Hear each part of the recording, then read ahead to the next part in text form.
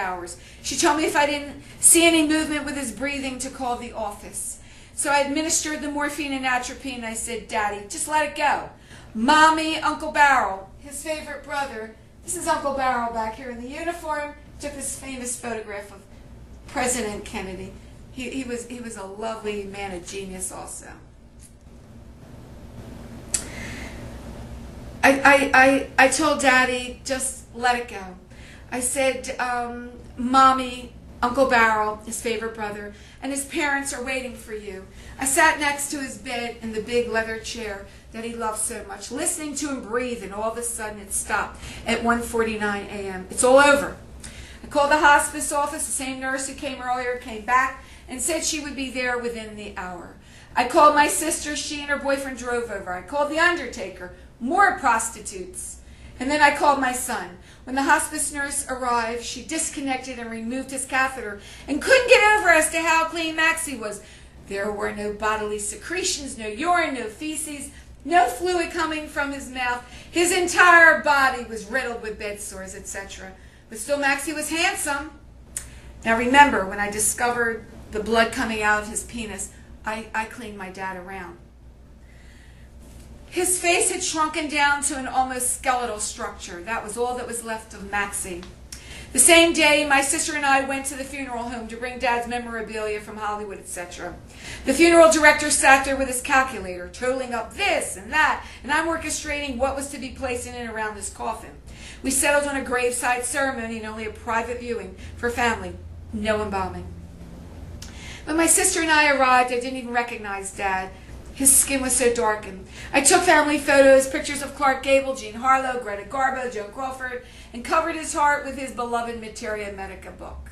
I placed 2 vials of homeopathic remedies in his heart pocket, and of course, placed his beloved Seinfeld hat on his chest. He loved Jerry Seinfeld. He had a hat for years from the beginning of Jerry Seinfeld's series, and I used to stitch all the tears in it. And my father had said to me, when I die someday, Barbara, I want to have that on my chest. No one had noticed other than me that the funeral home failed to put a yarmulke and tallis on my dead Jewish father, even after I called to remind them. I waited until after my dad was buried to call the mercenary bastard funeral director, who chased my sister and I down. We were pallbearers as we helped place Dad's coffin in the hearse, to give this mercenary asshole a credit card to pay the bill. We told him that the bill would be paid the following week. I called the asshole director and told him that he was a disgrace to his profession. How dare he not put a yarmulke on Dad? He said, he should have reminded me. We would have moved his body around. The pillow was soft enough. Dad had been through enough. I never wanted him moved again except through the gates of heaven. What an enlightenment this entire journey has been. The horror show appearing in real life.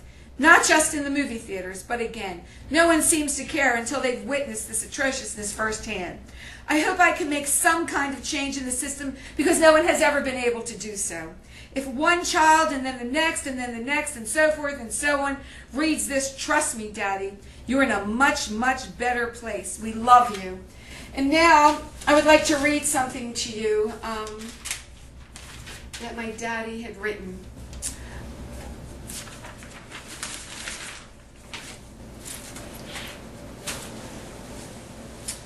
Let me see, where did I place that? So many pieces of paper here.